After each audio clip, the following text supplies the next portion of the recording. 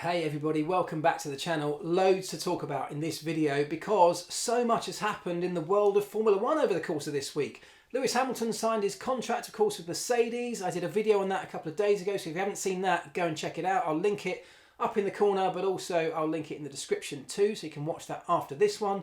But also there was a big meeting yesterday amongst all of Formula One stakeholders to make some big decisions about the short-term and the medium-term future of this sport. Some big decisions that, for once, I'm pleased to say, we got at least some agreement amongst the teams and stakeholders on. Something that is a changing environment in the world of Formula One, something that's not typically happened over recent years. We've now got teams and stakeholders discussing things for the good of the sport and coming up with a common solution. That's a positive. Now I'm going to go through some of these big talking points using the brand new SeedStream app, which as of yesterday became available in both the Android and the Apple stores. I would love you to go and check it out. It's something I've been working on with my colleagues, together with my new colleague Adrian, a developer on the platform too, for some time, and we're really proud of what we've come up with. It's really still a work in progress. We still want your feedback on it, but it is something that's developing and changing all the time. We're in the early stages, so loads of stuff still to be ironed out. But if you want to go and be one of the early adopters on that and try it out, check it out for us, really appreciate it. Let's look at what's going on then. First thing is that Fernando Alonso had a big accident on his road bike yesterday in Switzerland and has spent the night in hospital. We hope, of course, that he is not seriously injured. We wish him the very best of luck in a full and speedy recovery. It looks like he's going to have some surgery today on some broken teeth, but hopefully nothing too more serious than that. Fingers crossed that he recovers well from that one. Let's look at the meeting though, because the meeting was a big one, and I'm going to go down to the sort of headline story here where the FIA have released a statement following the big meeting from the F1 Commission talking about some of the major talking points. And I want to cover some of those in brief, and I want to get your thoughts on all of them. I want to talk firstly about the calendar. The 2021 calendar had a TBC, didn't it, in early on in the season. That looks almost certain now to be filled by Portimao in Portugal. A place we went last year in that strange 2020 season, but a place that I thought was a great addition to the calendar. Great circuit, great location, great venue, a place that we've proved can operate under COVID protocols. Therefore, it looks like an easier one to make happen than some of the further afield races, and that might be a positive for Formula One. So a contract still to be absolutely ironed out with the race promoters, but looking more and more likely that that is the one that's going to fill that slot. For me, that's great news. What do you think on that one? Let's go down to the idea of power units, because this was a big talking point. The brand new, the next generation of power units originally was intended for 2026, has now been brought forward to 2025. And there are some knock-on effects to that and some knock-on reasons for that, which I'll get into in a moment. But I really want to just touch on the fact that one of the things that came out of that was that this new generation of power units, something that's been discussed for some time, which is going to be a key factor in Formula One. It's going to take us well into the next decade, probably, of what Formula One looks like. The FIA have come out and said that two key factors around that needs to be sustainability, and it needs to be an emotive power unit, which I thought was a really interesting and great word that they used. It's got to be a power unit that generates or provokes emotion from those watching and significantly listening to it. You know, that says to me they're going to consider things like noise. Is the noise of this next generation power unit going to make the hairs on the back of your neck stand up again like it used to? It's a difficult challenge to overcome because, as we know, with these efficient power units of today, noise is effectively wasted energy being thrown out the exhaust, out the tailpipe. Something that goes full against the idea of having a full energy efficient power unit. So the details of how they make this power unit emotive are still way up in the air and to be decided, but great that they're thinking along those lines.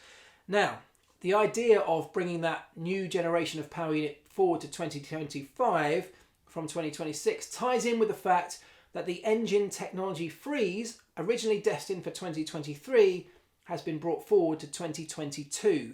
Now that is significant because you may well know that that was an idea tabled by Red Bull in response to the fact that Honda have announced they're pulling out of Formula One at the end of this very season, 2021.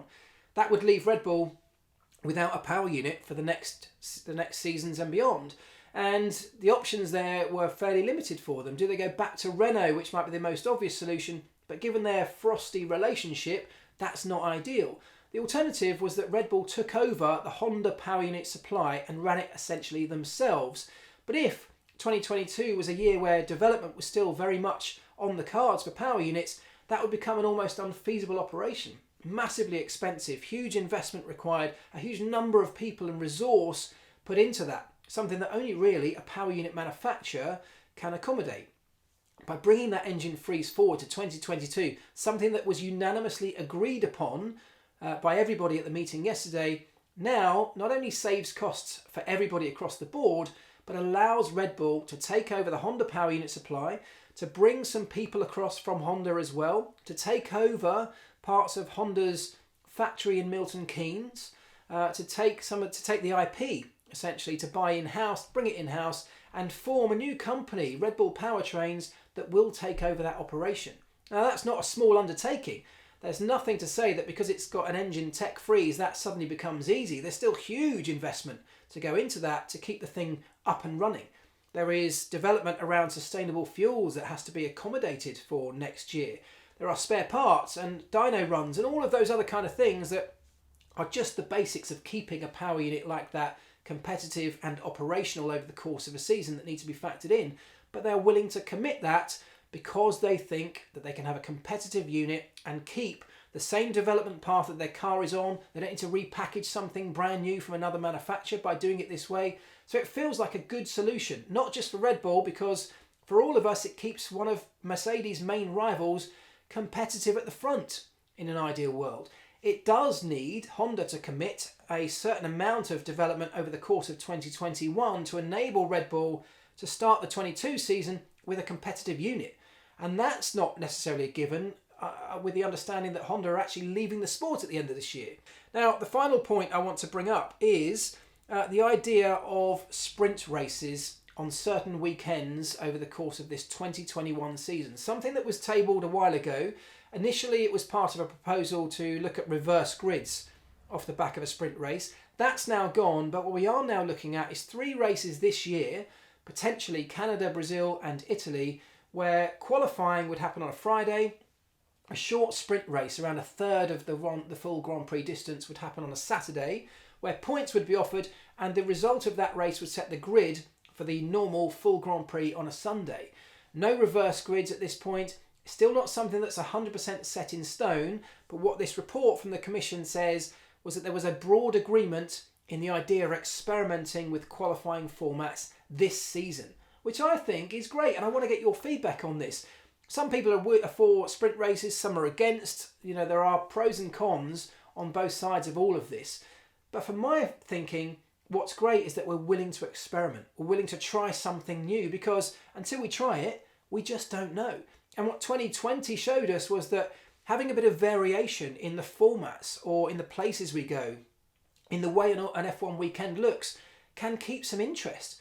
Even in a season that was pretty much dominated by one driver and one car, we still had interest right throughout the season because we were going to new venues. The race format was being shaken up at certain places. We were trying new track layouts at the same venue we'd been to perhaps a week earlier.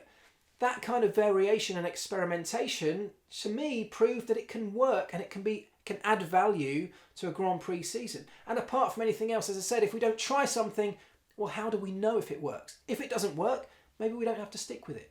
But that's my thoughts on this. I think it was a positive meeting. One of the most positive things to come out of this was that the stakeholders, especially the teams, are finding ways to agree on things for the good of the future of our sport. Not something we could say that's been happening over recent times generally, because we've always had teams solely looking after themselves. Well, you can say that's what Red Bull might have been doing here, but you've got to look at somebody like Ferrari, for example, currently way behind in the engine stakes in terms of performance. Why would they agree to an engine freeze in 22 if they've got a deficit? These are questions that still need to be answered, but still what it shows is that the teams and the stakeholders have a view of what's good for the sport just about on a similar level as to what's good for them. Something we couldn't say before. There are still questions about if somebody goes into 22 with a huge deficit, Do we find a way to equalise that? There was talk of performance equalisation in terms of changing the rules to allow somebody to catch up. That's now gone. So that's not part of this agreement or this discussion that was happening yesterday. But we would have to assume that if somebody was so far behind, locking that deficit in for a 3-year period is not in the interests of Formula One, and maybe they would have to then look at something to find a way to enable them to catch up. But that's something for another day and something that we'll look at if and when it occurs, not something that's being written into a new set of regulations. So a positive meeting, a positive outcome from my perspective. I want to know what you think on all of those different subjects. And before I go, I just want to say a huge thank you to everybody who's checked out my brand new podcast. If you haven't yet, it's here on the YouTube channel. You can watch it or you can listen to it wherever you get your podcasts from. I've had some amazing feedback so far, and for that I want to thank you all. It will be linked in the description as well if you haven't yet seen it. So please go and check that out. Do keep me updated on what you think of everything. The discussions that we just had, the brand new SeedStream app, and the podcast as well if you like. Have a good one. We'll be back on Monday with the very first car reveal. We're almost there again. We're into the brand new cars. McLaren on Monday. And as we go through, of course, I'll be doing videos reviewing all of those as and when they're unveiled. Something that's very exciting to me and I know lots of you love as well. So I'm looking forward to that. Have a good one, guys, and I'll catch you soon. Ta-da.